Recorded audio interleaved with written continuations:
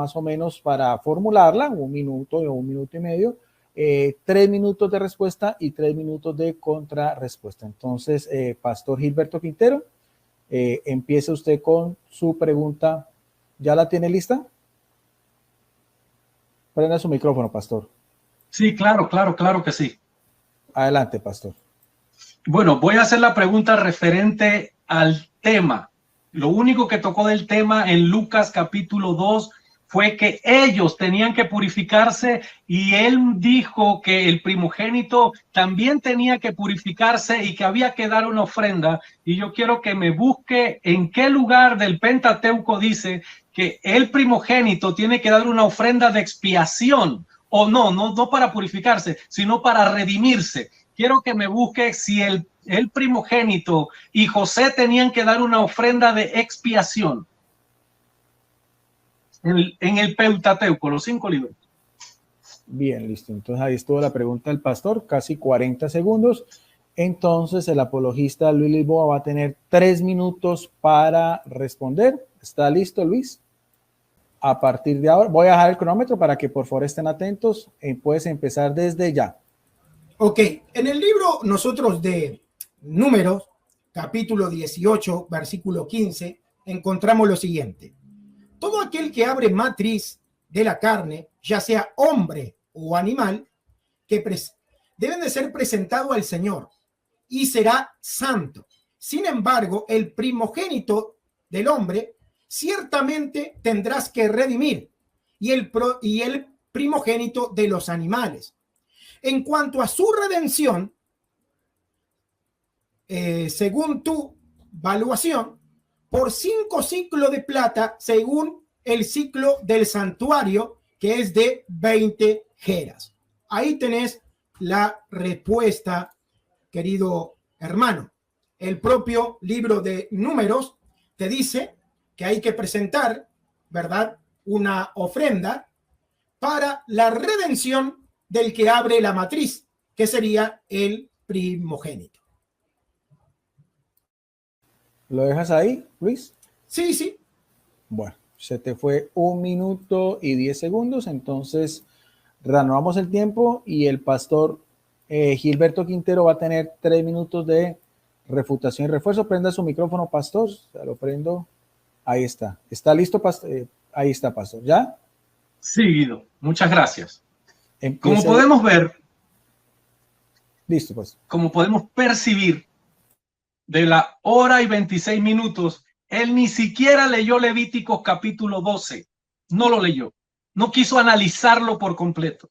Entonces buscó por toda la Biblia para decir, viste esto, viste aquello, y después dice, así mismo es con María. Eso es la mariología.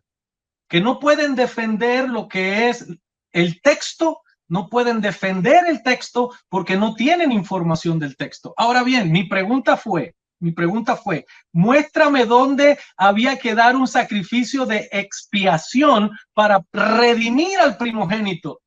El sacrificio de expiación no son esas monedas, ni eso. La redención del primogénito es el pago de algo por lo que iba el primogénito a trabajar en el templo o en la nación judía. El sacrificio de expiación es para quitar la inmundicia de la persona y ustedes no quieren tratar con el texto para no verse obligado a hablar del tema. Toda la noche por las ramas. Sinceramente me siento como que no hicimos ningún debate, porque no tomamos el texto por los cachos, no fuimos directamente a ver por qué la mujer judía cuando rompe fuente es inmunda delante de los ojos de Dios. ¿Por qué? ¿Por qué? Que si los apóstoles se fueron a purificar, dime, ¿cuál de los 12 apóstoles tuvo un hijo? Ninguno. Estamos hablando en un tema específico, la inmundicia de la mujer cuando rompe fuente delante de los ojos de Dios, que se hace inmunda. Esto sucedió y la madre de Jesucristo fue al templo a hacerse pura y limpia nuevamente y lo fue. Ella fue pura y santa nuevamente cuando presentó su ofrenda. Ella fue limpia, pero tuvo que hacer la ofrenda por su impureza. Ahí es donde entonces lo que es la dogma de la Inmaculada Concepción, no nos puede dar respuesta acerca de esto. Yo necesito respuesta del magisterio. No hay ninguna pronunciación del magisterio en este debate. No hay ni siquiera algo que haya dicho algún padre de la historia defendiendo este tema. ¿Por qué? Porque ella estuvo en el templo, Lucas lo escribió inspirado por el Espíritu Santo y nosotros necesitamos corregir esto en las escrituras. ¿Por qué? Porque la Iglesia Católica lo escondió y lo sabe y ha trastornado las escrituras y ha puesto ellos fueron a purificarse, cuando las Biblias de 1825 dice la madre tenía que purificarse. Es más, aquí tengo la versión la versión de la Biblia del Oso, menciona el nombre de María y María tenía que purificarse. Hay traducciones de la Vulgata al español antiguo que mencionan el nombre también. Ese es el tema que debemos discutir. Gracias, Guido. Bueno, ahí se le di unos segundos para redondear la idea.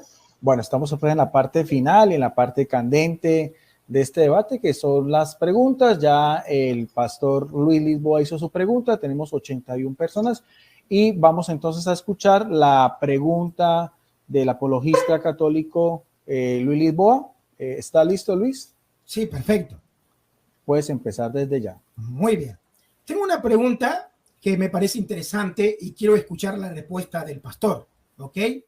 Tenemos nosotros en la Biblia el caso de una mujer que tenía inmundicia, o sea, estaba impura porque tenía flujo de sangre, tocó a Jesús y fue curada, ¿verdad?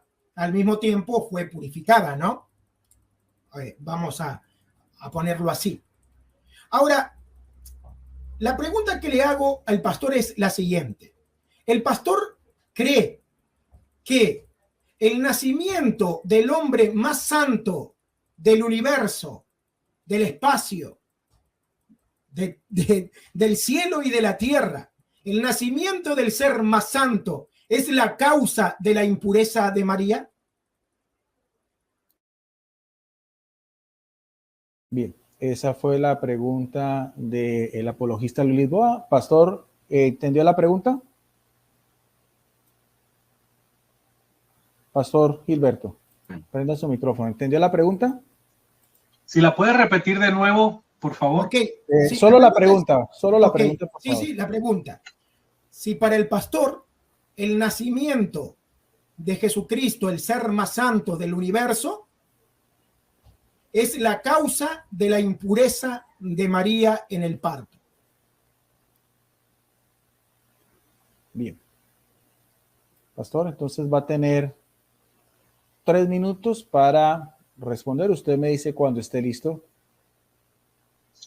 Ya estoy listo. Puede empezar.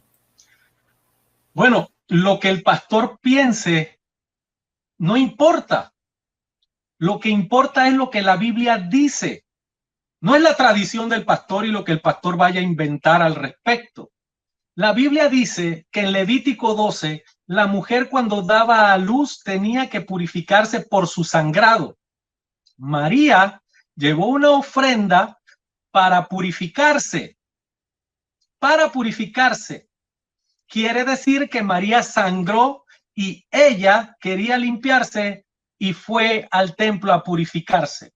La persona de Jesucristo en capítulo 12 de Levíticos no se menciona, eso era para todas las mujeres, no se menciona si el hijo estaba impuro también, no, el hijo no recaía impureza sobre el hijo. La persona de Jesucristo, lo que sucede es que la mariología todo lo carga sobre Cristo, todo lo que dice acerca de María tiene que ser por el mérito de Cristo. Como era Jesucristo, entonces si Jesucristo es abogado, ella es abogada. Si Jesucristo es intercesora, ella es intercesora. Si Jesucristo es inmaculado, ella también tenía que ser inmaculada. Entonces, ese es el pensamiento católico para después decir, ¿cómo el ser más santo de la tierra?